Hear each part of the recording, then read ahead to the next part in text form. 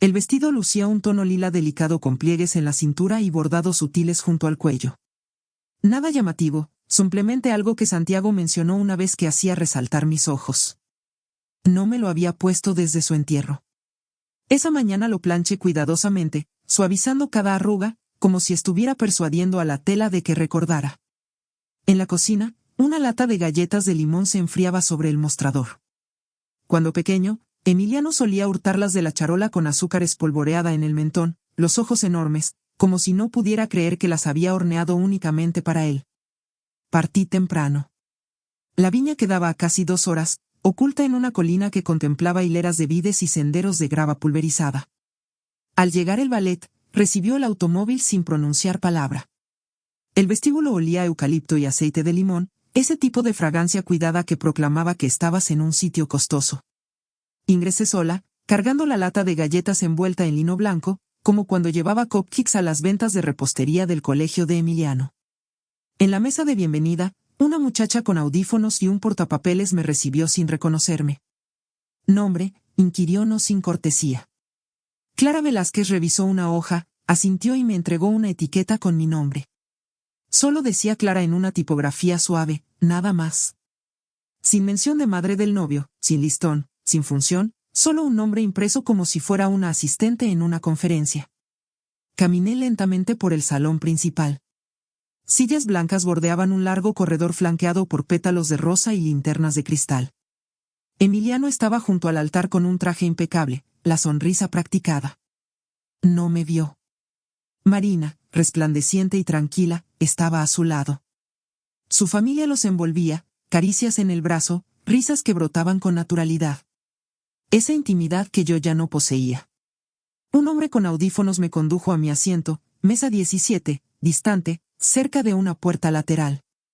Las mesas del frente tenían letreros: familia de la novia, amigos del novio, padres de la dama de honor. La mía solo decía Clara. Me senté entre una mujer de Querétaro, que criaba alpacas, y un hombre que vendía seguros en Guadalajara.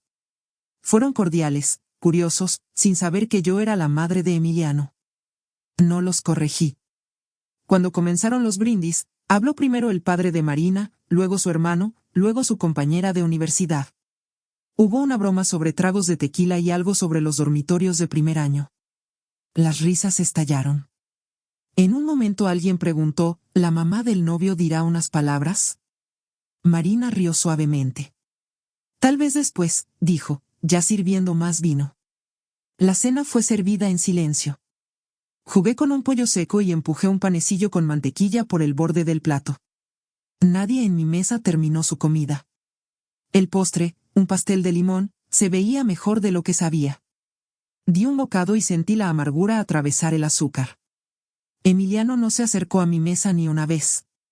Bailó con Marina, luego con su madre, luego con una tía. El fotógrafo pasó por mi lado 2 veces sin levantar la cámara.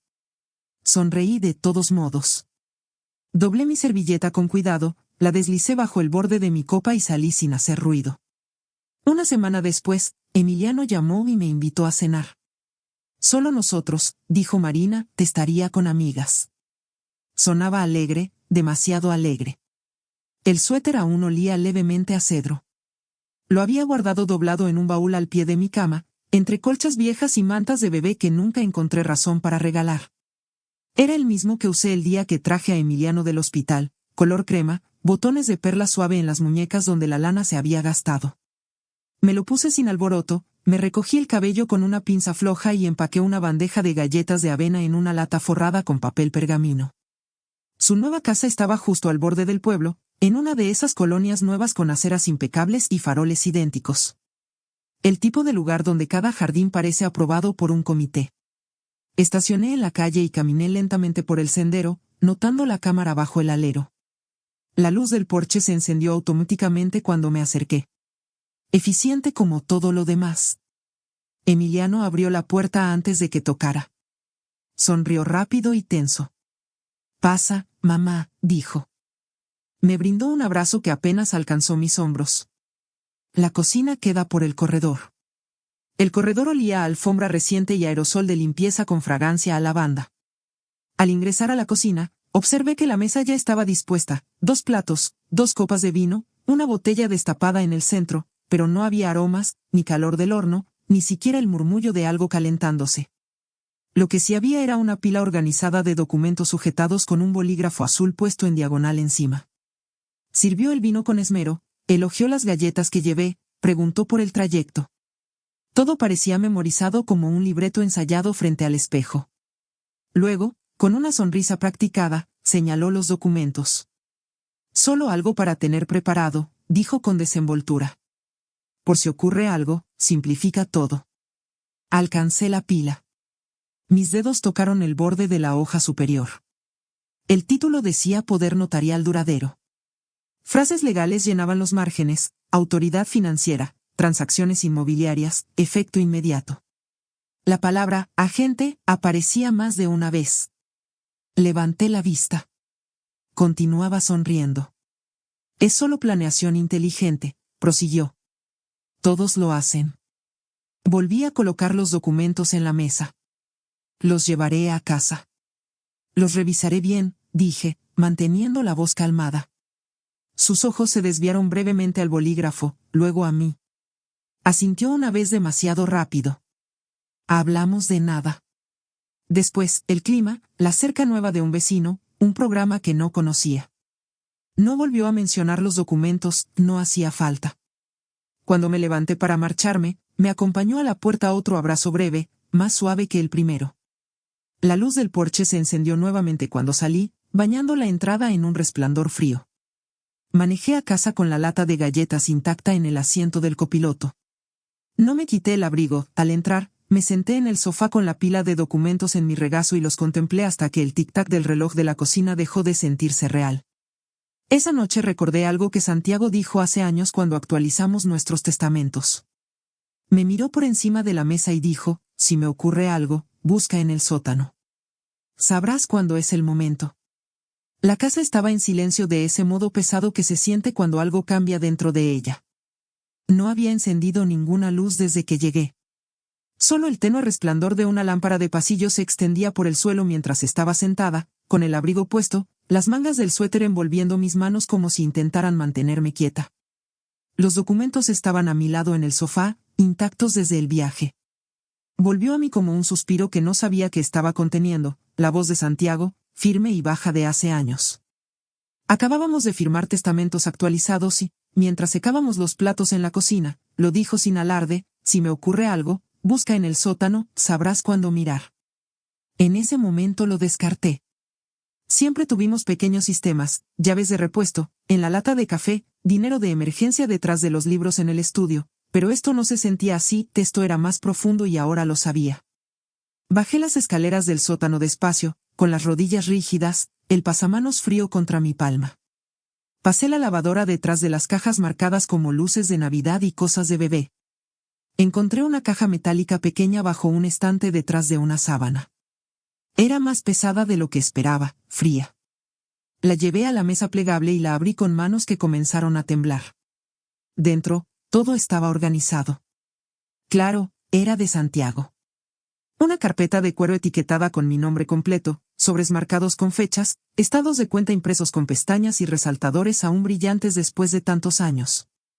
En el fondo había una sola nota escrita a mano, doblada una vez con mi nombre en el frente en su letra cuidadosa e inclinada. Clara. Sé que no pedirás ayuda aunque la necesites. Por eso me aseguré de que nunca quedes atrapada. Todo lo que encuentres aquí es tuyo, protegido y sólido. No se lo digas a Emiliano. No porque no lo ame, sino porque he observado qué sucede cuando la gente cree que merece algo. El dinero no transforma a las personas, las descubre. La leí 2 veces, luego otra vez más lentamente. Los documentos mostraban 2 cuentas de inversión, una escritura de una propiedad en San Miguel de Allende que no recordaba haber discutido y una anualidad vinculada a un portafolio de retiro de su antigua firma. En total sumaban poco más de 140 millones de pesos. Me quedé allí mucho tiempo. No lloré, ni siquiera sentí alivio, solo calma. En ese momento lo que sentí no fue seguridad, fue algo más pesado. El peso de ser vista antes de que siquiera supiera que estaba desapareciendo. Arriba, los papeles que Emiliano me dio seguían esperando en la mesa de la cocina. Los tomé, los guardé suavemente en un cajón y comencé a preparar café. Pronto llegaría una llamada. Lo presentía. La llamada llegó 2 mañanas después, justo cuando me acomodaba en el solarium con una taza de café tibio y el crucigrama que rara vez terminaba. La pantalla se iluminó con el nombre de Emiliano y por un momento dejé que sonara una vez, luego 2 antes de contestar. «Hola, amá», dijo alegre, controlado. Bailamos con algunas cortesías, el clima, su nueva cerca, algo sobre Marina intentando una receta nueva. Luego su voz bajó, se suavizó de esa manera que usa la gente cuando quiere que algo suene como preocupación en lugar de control. «Solo quería ver si ya revisaste esos papeles», dijo. «Los vi», respondí. Una pausa. Apenas perceptible, pero ahí estaba. «Es solo que, bueno, ¿sabes cómo son las cosas a tu edad?». Continuó con cuidado. «Infartos, problemas de memoria». Leí un artículo el otro día sobre una mujer que perdió acceso a sus cuentas por meses y una amiga de Marina, su mamá olvidó todas sus contraseñas después de una caída. Rió suavemente, como si todo fuera puro sentido común. «Solo pienso que es más fácil arreglar todo ahora. Mientras estés lúcida, lúcida». Lo dijo como si ya estuviera desvaneciéndome, como si debiera apresurarme a firmar antes de olvidar mi propio nombre. Miré la esquina de la alfombra donde comenzaba a deshilacharse. Mis dedos trazaron el borde de la taza de café, dejando que su voz se desvaneciera un poco. No estaba enojada, ni siquiera sorprendida. Pensé en esa tormenta de nieve del 97 cuando el coche de Emiliano se descompuso en la carretera a Saltillo. Tenía 20 años, varado con frío y miedo. Empaqué un termo de sopa, una manta extra y manejé 5 horas a través del hielo para llevarle una llanta. Me abrazó con dedos congelados y me llamó su heroína. Ahora aquí estaba sutilmente buscando control sobre todo lo que había trabajado, hablándome como si fuera un riesgo. «Lo pensaré», dije con voz plana. «Está bien», respondió rápido, sin presión. «Marina y yo solo queremos ayudar. Encontramos un asesor financiero que puede explicarte todo». Colgamos y me quedé mirando los árboles afuera con un viento que no estaba pronosticado. El cereal frente a mí se había ablandado. Lo tiré al fregadero, abrí la llave y saqué del cajón la carpeta de Santiago que esperaba. Encontré el número de Fernanda Salazar, escrito a lápiz en la parte trasera de una tarjeta de cumpleaños vieja guardada entre las páginas de un libro de recetas que no había usado en años. Ella envió la tarjeta el invierno en que Santiago falleció. Le había llevado sopa durante 3 semanas seguidas después del funeral de su esposo, cuando ella aún ejercía y yo aprendía a estar sola. Cuando contestó, su voz había envejecido, pero el acero seguía allí. Le conté solo lo esencial. No interrumpió, solo dejó que las palabras cayeran donde quisieran. Cuando terminé, dijo: «Ven, mañana haré café, trae todo». Su casa era más pequeña de lo que recordaba, del tipo de orden que viene de convivir con el duelo lo suficiente como para arrinconarlo. Me recibió en la puerta con una sonrisa cansada, tomó mi abrigo y puso los documentos en la mesa de la cocina como si fueran algo que podíamos enfrentar juntas lado a lado. Leyó en silencio, página por página, con los lentes bajos, los ojos agudos. Cuando terminó, levantó la vista y dijo: «Esto no es para protegerte, Clara, está escrito para absorberte». Pasamos las siguientes 3 horas examinando todo lo que Santiago había dejado. Fernanda lo explicó claramente. Las cuentas estaban protegidas, la propiedad limpia, la anualidad bien estructurada. Podía poner todo en un fideicomiso privado bajo mi control total, con condiciones tan sólidas que nadie podría infiltrarse. Agregamos una cláusula médica. Cualquier autoridad solo cambiaría si 2 médicos independientes declaraban por escrito que estaba mentalmente incapacitada. No uno, no familia, no Emiliano. Cuando llegó el momento de firmar, me dio la pluma y dijo: «Tómate tu tiempo». No lo necesitaba. Mi mano estaba firme, no porque estuviera enojada, no porque quisiera demostrar algo. Firmé porque podía, porque Santiago había confiado en mí para mantener la línea. Archivamos los originales, hicimos copias y las guardamos en una carpeta gruesa. Fernanda me dijo que la guardara en un lugar cercano, pero no evidente. Una noche la puse bajo el fregadero, detrás de una caja de cápsulas para lavavajillas que nadie movería. El regreso a casa fue silencioso, el cielo plano y gris. Bajé la ventana a la mitad. Dejé que el aire picara un poco, recordándome que aún estaba aquí. Al llegar a mi calle, reduje la velocidad en la esquina, el motor apenas zumbando. La casa apareció a la vista, la luz del porche ya encendida. Llegó un mensaje mientras estacionaba. Era de Emiliano. Quería cenar de nuevo. Solo nosotros dos. Esta vez dijo sin papeles. Solo una comida sencilla, sin presión. Miré la pantalla por un largo momento. Luego escribí una palabra. Claro. Me encontré con Fernanda a una cuadra de distancia. Estacionó su coche detrás de una fila de setos y apagó el motor, pero dejó las ventanas entreabiertas. Acordamos que no entraría a menos que diera la señal. Tenía un termo de té y una novela en el regazo, pero sabía que no leería una palabra. Emiliano abrió la puerta descalzo con jeans y una camisa de botones. Parecía que había intentado vestirse informal a propósito, como si la familiaridad pudiera suavizar la memoria. «Qué bueno que viniste», dijo haciéndose a un lado. La casa olía a ajo y verduras asadas. Comida de verdad, esta vez esfuerzo real. Incluso había un pan calentándose en una canasta sobre la mesa. Sonreí cortésmente y le di la lata de galletas que horneé esa mañana. «Solo unas pocas», dije. «La receta sigue pegada dentro del gabinete». Rió justo lo suficiente. «Hace años que no las pruebo». Hablamos de cosas ligeras. Ese tipo de plática que salta como piedra en el agua, libros, el clima, el perro de un vecino.